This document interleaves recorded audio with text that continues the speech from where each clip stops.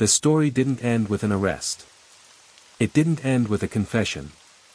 And it didn't end with justice, at least, not the kind people expect. It ended quietly. No headlines. No press conference. No public reckoning. Just a system that kept moving. And people who had to live with what was buried beneath it.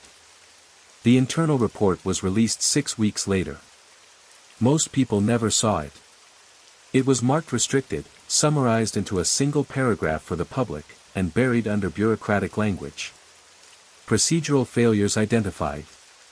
Safeguards strengthened. Corrective measures implemented. That was it. Leo Bennett's case was quietly downgraded.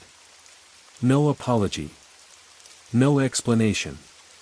He was released, but not restored.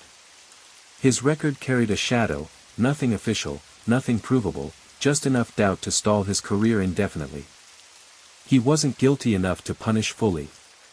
But not innocent enough to forget. Daniel Akin submitted his resignation 2 days before the report became final. No charges were filed. No medals revoked. He walked away carrying something heavier than consequences. He carried knowledge. Because the truth, the full truth, never made it into the report. Behind closed doors, leaders congratulated themselves. The funding was restored. Operations resumed. Public trust, on paper, remained intact. The theft was reframed as an isolated breakdown, not a pattern. Not a culture. Not a system. Those who asked too many questions were reassigned. Those who stayed quiet were rewarded with stability. And those who suffered the fallout were told to move forward. That's how systems survive. Not by being honest. But by being efficient. Daniel knew this now.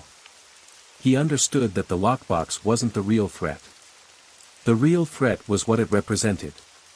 Proof that public property didn't belong to the public anymore. It belonged to whoever knew how to disappear it quietly. The official story ended there.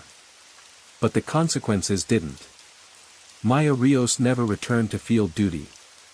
Her injury healed, but her confidence didn't. Equipment budgets were restored too late for several cancelled programs. Communities went unserved. Trust eroded in places no report could measure. And Leo? Leo learned a brutal lesson. In some systems, innocence doesn't protect you. Silence does. Daniel thought about turning himself in, again. But he knew the truth now. Confession wouldn't bring justice.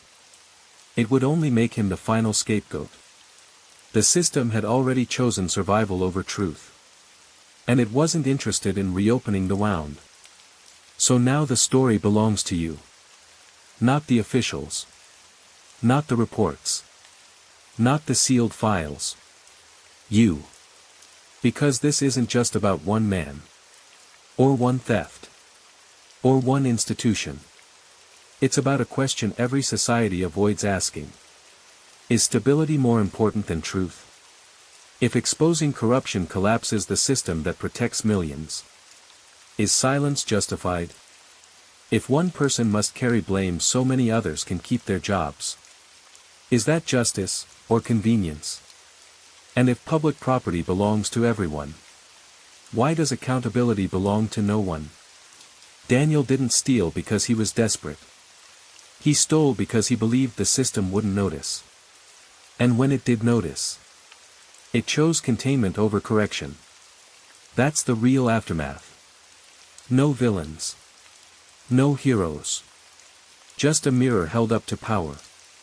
Justice didn't fail loudly. It failed quietly. And maybe that's the most unsettling part. The box is gone. The report is sealed. The system survived. But the question remains. Should it have? Before you scroll. Before you move on. Ask yourself. If this happened where you work, what would you do?